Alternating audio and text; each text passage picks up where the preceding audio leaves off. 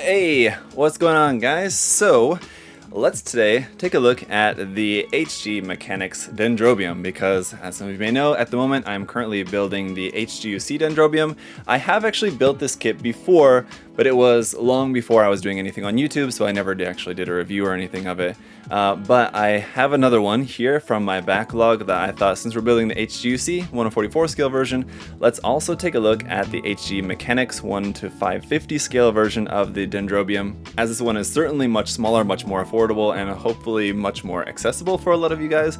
I think that this is definitely the one that I would probably recommend you guys to go with if you're fans of the design. But we will talk about some more comparisons in the review. Let's go ahead and take a look around the box here first. Okay, so here on the front we have this really cool illustration. I always love this kit just for the box alone, just because I really like the illustration of the Dendrobium and the GP03 here on the front. It's really nice, and in my opinion I like this box art more than the HGUC, really, to be honest. But going around here onto the side, you can see this is number 01 in the very short-lived HG Mechanics line, which I believe only has 3 kits, and I really wish that Bandai would bring it back because there's certainly opportunity to make some other large mobile armor type kits in HG, even though it's in a different scale. So this is in 1/550 scale, so it's definitely going to be much smaller.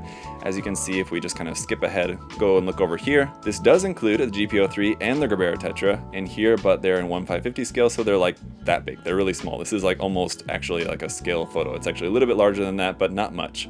So that's what they look like painted. They're certainly not going to look anything like that straight out of the box. Because this is an older printing of this kit, it does have the list price on here of 1,500 yen for this, so if you can find this kit at a reasonable price, it should be pretty affordable. Here we got a couple other images of the kit here. It does of course come with a base stand, and the Gundam fits inside, and there's just a few other different kind of detail images there of it right there. And then around on the other side we just have the front view and rear view there of it up on its little stand. We got some information there in Japanese, and that's about it here for the outside of the box. If we go ahead and pop it open, you can get a sense of just kind of what to expect with this. Number one, it's not going to be a whole lot of color separation, of course, and just kind of the general size of this can be much smaller than the HGUC version. But taking a look at the manual, it's just like a typical HGUC manual where you have a photograph of the painted version of the kit, some information over here down the side about the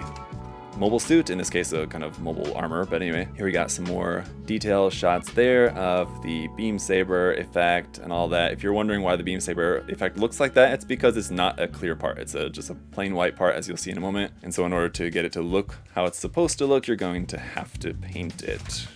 Opening this up to the inside, we got some more images and text here, which should give you an idea of just how short the actual construction process of this is going to be, because we have so much real estate here in the manual taken up by just photographs. There's the color guide right there and everything.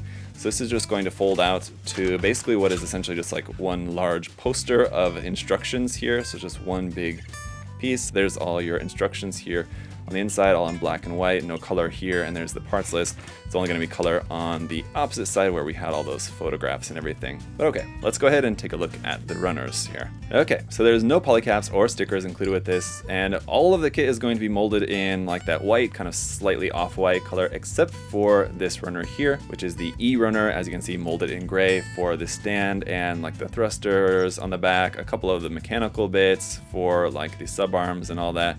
And that's all that's in gray. Everything else, as I said, is just in this off-white. So here is runner A, which is basically just your 2 main parts there for the containers. Runner B, some of the larger parts here for the cannon and some of the parts of kind of like the main body of the Dendrobium unit there. Runner C, we have 2 of, so that's going to be some of the parts of the sub arms and everything. Here's the beam saber parts right there, and just some of the parts that you have doubled. Runner D here, some more of the parts mostly for around the back end there, it looks like, primarily. Runner F, some more parts in white. Just like the HGUC version though, it does have 2 alternate versions that you can use for the front of the eye field generator, one with the kind of fan. The other one though, on the HGUC kit, it shows like a bunch of internal details. This version, it's just kind of just flat inside there. And then runners G1 and G2 are connected. Runner G1 is going to be all the parts for the GP03S. And then G2 is going to be all the parts here for the Gerbera Tetra. So as you can see, it's all molded in white. And this isn't like a softer plastic as well. It's not quite like polycap material, but it's definitely a softer plastic. I'm not really sure what the reasoning for that is, but they are really nicely detailed. They're just going to be quite small. Alright guys, so here's the little guy all built up, and it feels so small now after building the 1/44 scale version, and we'll take a look at the two of them compared in just a moment. Obviously the big difference is going to be the size, but there's certainly a lot of differences too. If you guys have not seen the review of the 1/44 scale version, you can check that out. But of course generally it's going to be the same, just a much smaller version, even though of course just because it's so much of a smaller and simpler kit, it's not going to have some of the bells and whistles, some of the features that the 1/44 scale version has. It's definitely still a really great model kit, and in my opinion it's still a really great version of the Dendrobium, with kind of both versions having their pros and cons of course, but we'll go ahead and get into that. Let's go ahead and get started. Alright, so I basically want to go through this review in the exact same order that we did for the 1/44 scale version. That means first of all just giving you some measurements. So the overall length of this one is going to be about 43 centimeters in length, which is still pretty long for a model kit, so it's still a pretty good size. I mean obviously it's much shorter. That puts it at less than half the length of the 1/44 scale version, but still it is going to be, you know, quite long because it's got that big cannon on there. And then up next to talk about the base. You guys may have already noticed that the base, just like with the 1/44 scale version, is not super solid. The model kit, it is actually locked into place. You can see it actually slides to lock into there, so it's much more securely attached onto there, but it does still have a little bit of a wiggle. I will mention while we are here that you do have this cap, like cover piece, that you can put over that if you wanted to mount this in some different way to not have it on the included base. You can just throw that on there, and then that way you don't have this big unsightly hole in the bottom, which is really nice. Next up then, going around here to the back end, again a lot of really nice detail up inside of there. You got your large 6 thruster bells here out the back. Now for these bits here sticking out, you've got seam lines basically on all of these, every single part of this part sticking out. Although on the bottom it's just like with the 1/44 scale version, the seam is like a diagonal one going right here, where you could kind of just leave that probably, but on these middle sections and these upper sections you've got seam lines on those. The whole rest of this back end section and kind of the main sort of hull of it, as it were, is really nicely constructed, and that goes together in a way that kind of hides most of the seams between the parts, just as kind of natural looking panel lines, which is really nice.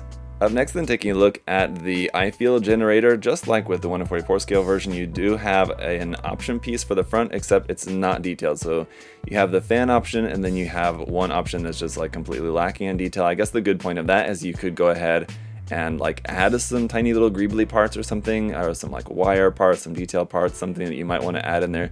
You could do that. Just, it kind of gives you just a little bit of a blank canvas there, but this center piece is kind of in the way. So just like with the 1/44 scale version, I think I'm just going to be sticking with the fan option. But again, we have a seam line going all around here, and then even on the top as well. So plenty of seam action for this. And then of course no color separation, as with the HG you had all this really nice gray detail in between. This you're going to have to paint all that in. Moving along then to the sub arms underneath. Now these are also having a seam line, of course, but aside from that, these don't actually have any articulation. What you have to do for these is actually pull this out, and it's just a parts exchange here. You'll swap that out for this part, which has some nice mechanical detail. This just kind of moves very simply. It's just on a ball joint right there, so you can move this arm up and down a little bit right there, rotate it, and then there's one more point of articulation up here that this part can move up and down, and then the end part opens up like that. You do have the giant beam saber inside there, but that is going to be just a dummy one, so you need to pull that out. And that just flew across the room. You're going to swap that out for one of your really quite long beam sabers here, which again has the handle and the beam effect all molded together, so you will have to paint those beam effects to make them into the proper color, unfortunately. But if you guys saw my review of the 1/44 scale version, I showed you how to do just a really easy modification to just basically cut off the plastic part for the beam effect, drill a hole, and then you can put just a regular beam effect part into there. But you'll notice the size in terms of the proportions of this I think is better than the 1/44 scale version, just because it's quite long, as you can see, longer than the cannon. On the HG 1/44 scale version, the beam effect does not exceed the length of the cannon. So it's long certainly, but not quite as long as this one. This one really gives you the effect of like a really long gigantic beam effect coming out of there. So the sub arms for this version, I don't mind the fact that you have to part swap them. You know, they've got seam lines on there, of course, kind of as you do for everywhere kind of around on this kit, but even on the HG 1/44 scale version as well. And they have a nice range of articulation here for these, so overall pretty nice. Going around here to the other side, the cannon is going to work basically the same in that it really doesn't do a whole lot. Again, you don't have any color separation on that, so definitely painting in some of those details is going to help quite a bit. On the 144 scale kit, this handle part opened and closed. In this case, it doesn't, it's just fixed there, but you do have the actual full detail of the handle. The Gundam cannot actually reach anywhere near to grab onto that though, so it's just kind of there for show. The camera bit here on the side does also not move at all, so you can't tuck that down into there. If you wanted to, it's just fixed right there. And then also similar to the 144 scale for the cannon barrel itself, you have a cap piece here at the end, which is a solid piece, but then the main length of the cannon is going to be two halves that are sandwiched together for a nice long seam line there as well. All right, the next up, we've got our containers. Now the containers, the doors don't actually open up. These are, again, a parts forming feature, so basically you need to pull the doors off, and then we have an additional piece here. You have to add in these little pieces right into there and right here for the second door, and then you can pop these doors back into place into that connection piece. And that's how you can display that with the doors open. Now again, obviously it's missing a lot of color up inside there, and none of these actually do anything, so of course you can't actually open up any of the pods in here. That's just all just molded in details. So once painted up, I think it's going to look really nice. I don't really mind, again, the fact that it's a parts forming feature here for this opening up. I mean, it just makes it less moving parts, you know, it just keeps it simple, and it still looks fine, you know, once it's opened up and you use those added parts in there. I don't think that they look anyway like too unnatural or anything like that. I think it still looks pretty cool with those doors opened up like that. Around to the back side of the containers, you have a little bit of detail there as well. It's not completely blank. The outside also, you have a little bit of detail, but certainly plenty of room to add more detail. If you wanted to add some detailed parts or scribing or anything like that, you could definitely do that to detail this up a bit. All right, so then let's talk about the Gundam in here. So as you can see on this part, underneath the Gundam, there's some seams right there. Of course, that folds down just like on the 144 scale version, and you can pull that Gundam out of there, although I think we need to get this door out of the way here so that we don't mess anything up. And once you pull that little guy out of there, here's how our tiny 1/550 scale GP03 looks. It is quite detailed, certainly, and you are going to have to glue this. It doesn't just snap fit together, so you are going to need a little bit of glue. The V-fin is probably the part that's going to look the most weird, just because obviously they can't make something that small and thin in this scale, so you could try to modify that a bit. Otherwise, I mean, once it's painted up, I think it's going to look fine, but this is obviously meant to be just basically fixed pose into this pose, so you can't have this out of the Dendrobium doing any kind of other pose or anything. That said, you do also have your Gerbera Tetra here on its little stand. Now this one as well, you need to glue everything. I've just kind of barely glued it, so that's just kind of holding together just for the moment, but it needs to be probably glued with a little bit different type of glue or something, as this is that softer type plastic. So regular Tamiya extra thin cement is kind of doing the job, but it's not really super secure. Probably you would be best to use some super glue, some CA glue for this. But again, it's nicely detailed, and you will have to do a little bit of sanding just to get rid of some of the mold lines around here and there on it. Maybe a little bit of modification, like for example, these giant thruster bells here up in the shoulders are just flat and not actually, like, they don't have any internal detail. So I mean, that'd be pretty simple. You just kind of drill up to make a hole into that to make it look a little bit more convincing for that detail. But otherwise, I mean, it looks pretty cool for sure. And of course, you got this little stand here for it to have it just kind of floating along there next to the Dendrobium or whatever, which is nice. But okay guys, so before we wrap up the review, let's just then of course take a look at a size comparison. So here's the HG Mechanics kit compared with the HG-UC kit, and as you can see, it's just tiny in comparison. It almost seems like with a little bit of cutting and modification, you could even put the 1/550 scale version in there instead of where the Gundam is in the HG-UC version. But I mean, considering like the main body of this unit is basically kind of similar in size to just like the eye field generator of the 1/44 scale version, yeah, it's small. Or the HG-UC is large, both I guess. But anyway guys, so there you have it. So just to kind of go over a few pros and cons to maybe help you guys to decide if you wanted to get a Dendrobium kit and you're not sure which version to go for. The big differences of course are going to be the size and the price. Those are going to be the most major differences I think for a lot of people. As I talked about in the review of the 1/44 scale version, it's just so big, which is awesome, but it also can be a problem if you don't have the space of anywhere to put it. So that's a really nice thing about the HG Mechanics version, is that it's a lot more friendly for your shelf, for your display base. You can actually put it up in your display or wherever and it doesn't actually take up so much space, which is nice. That's a really great thing about that. Also, it's much more affordable. The HGUC kit is quite expensive, just again because of its size, of course. This kit is quite cheap. I think you can usually get it for like around $20 or something like that. The prices, of course, are all going to depend on if the kit has recently been reprinted by Bandai or not, and I believe that neither of these kits have gotten a reprint recently, so they're probably both a little bit harder to find at the moment, and you're probably going to have to pay like a little bit higher price if you're wanting to find one right now, if you can't find one from just a regular retailer. But aside from those two major differences, the other differences are going to be mostly just kind of aesthetic stuff with the kits.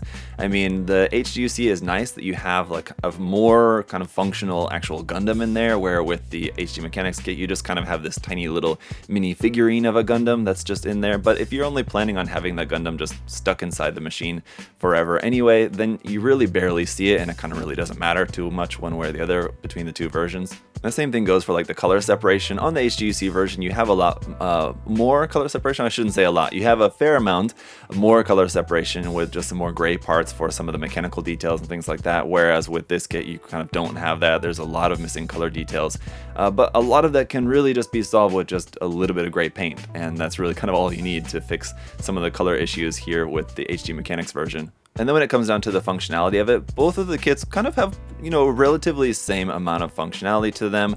These sub-arms, with them being actual moving mechanical parts on the HG are nice, but, if you don't really care that much about it, honestly, the HD Mechanics kit can do basically just about the same amount of stuff there with the sub-arms underneath.